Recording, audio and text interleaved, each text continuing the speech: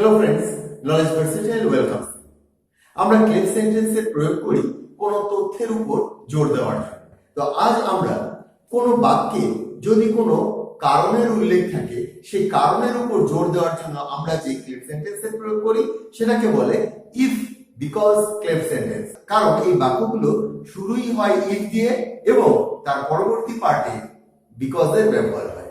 If দিয়ে যে বাক্যগুলো শুরু হয় বুঝতেই পারছো সেখানে একটা শর্ত থাকে এবং তারপর কারণের উল্লেখ থাকে।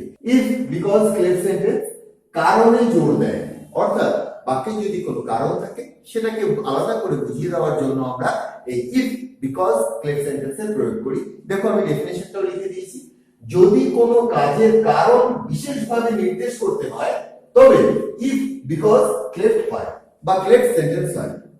যদি কোনো কাজের কারণ বিশেষভাবে নির্দিষ্টভাবে আমাদের উল্লেখ করে দিতে হয়, শ্রোতা বা পাঠককে বিশেষভাবে বুঝিয়ে দিতে হয়, তাদের গোচরে আনতে হয়, তখন কিন্তু আমরা এই ইফ বিকজ ক্লেফট সেন্টেন্সের প্রয়োগ করে থাকি। সাধারণত এই কনস্ট্রাকশন গুলো সবসময় পাওয়া যায়, কিন্তু গ্রামার অনুযায়ী এটাকে যে ইফ বিকজ ক্লেফট সেন্টেন্স বলে এটা আমরা অনেকেই জানি না। তো এর কনস্ট্রাকশনটা কি হবে, অর্থাৎ যখন গঠন করব তখন এর গঠন প্রক্রিয়াটা কি হবে? প্রথমে আমরা ইফ দিয়ে শুরু করব, তারপর শর্ত, অর্থাৎ কেউ কোনো কিছু করছে, কি করছে সেটার উল্লেখ করতে হবে, তারপর একটা কমা, এবং এই কমার কথার অর্থ হচ্ছে তবে। ইফ দিয়ে যে বাক্য শুরু করবে তারপর যে কমার প্রয়োগ করবে সেটার অর্থ হয় তবে। তবের জন্য তুমি দেন বা অন্য কিছু প্রয়োগ করবে না। তারপর ইট ইজ বিকজ বা ইট ওয়াজ বিকজ।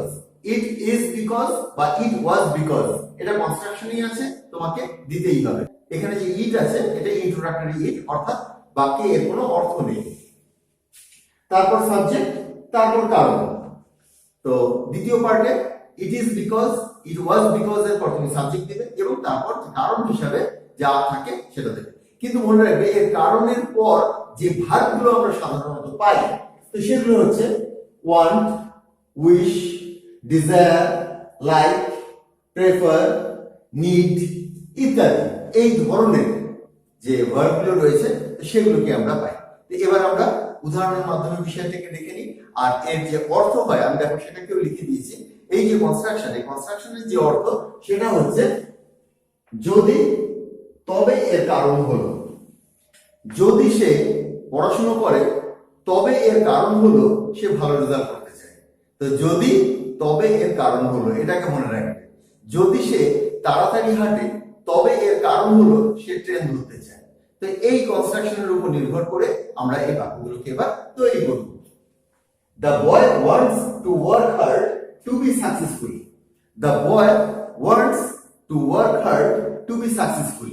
বালকটি কঠিন পরিশ্রম করতে চায় সফল হতে। তো এখানটা দেখো কঠিন পরিশ্রম করতে চায়, এটা হচ্ছে তোমার শর্ত। আর এর কারণটা কি না, সে সফল হতে চায়। তো এইভাবে তোমাদের বাক্যটাকে ভেঙে দিতে হবে। The boy wants to work hard to be successful.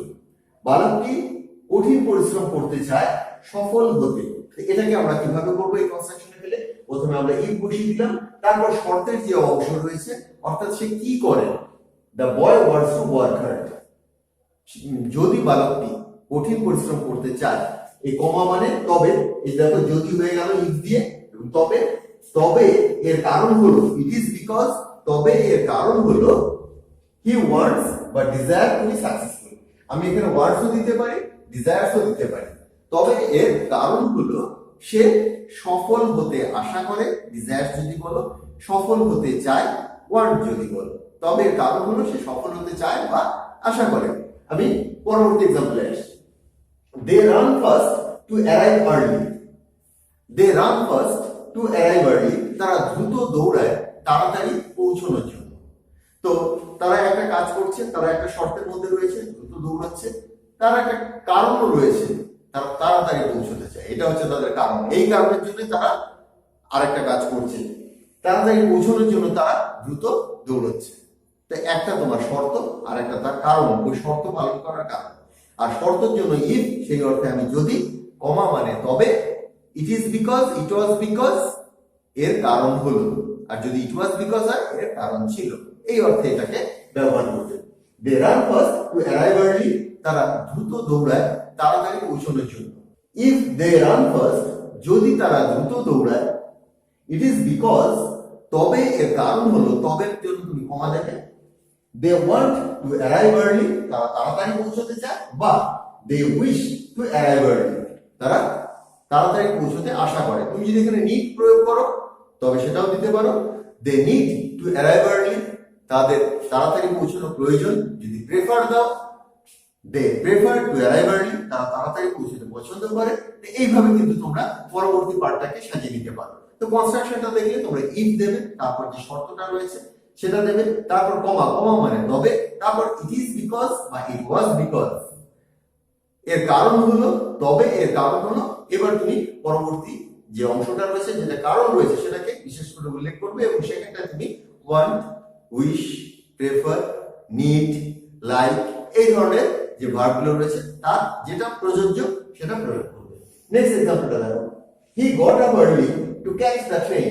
He got up early to catch the train, সে তাড়াতাড়ি ঘুম থেকে উঠে পড়েছিল ট্রেনটা ধরার জন্য। সে কোথাও যাবে, তার ট্রেন ধরার প্রয়োজন রয়েছে, সেজন্য হি got up early to catch the train. তো এখানে শর্তটা কি, সে কি শর্ত পালন করেছে, সে তাড়াতাড়ি ঘুম থেকে উঠে গেছে। কারণ তো আছে একটা, তো কারণটা কি, সে ট্রেনটা ধরতে চায়। তো কিভাবে করবে, if he got up early, এটা পাস্ট টেন্সে রয়েছে, if he got up early, যদি সে তাড়াতাড়ি ঘুম থেকে উঠে পড়েছিল, কমা তবে, এবার কিন্তু ইট ইজ বিকজ না, ইট was because, it was because, তবে এর কারণ ছিল, he wanted to catch the train, সে ট্রেনটাকে ধরতে চেয়েছিল। He needed to catch the train, তার ট্রেনটা ধরার প্রয়োজন ছিল। He desired to catch the train, তার আশা করেছে, সে আশা করেছিল তাড়াতাড়ি ট্রেনটি ধরতে। তো এইভাবে কিন্তু তোমাদের এই বাক্যগুলোকে সাজাতে হবে। আমি এবার একটু পড়ে দিচ্ছি তোমাদেরকে। He got up early to catch the train, সে তাড়াতাড়ি ঘুম থেকে উঠে পড়েছিল ট্রেনটাকে ধরতে। কি শর্ত পালন করেছে, তাড়াতাড়ি ঘুম থেকে উঠেছে, আর কারণটা কি ছিল, ট্রেনটা ধরার। If he got up early, যদি সে তাড়াতাড়ি ঘুম থেকে উঠে পড়েছিল, কমা মানে তবে, ইট ওয়াজ বিকজ, এর কারণ ছিল, হি needed to catch the train, তার প্রয়োজন ছিল ট্রেনটা ধরার।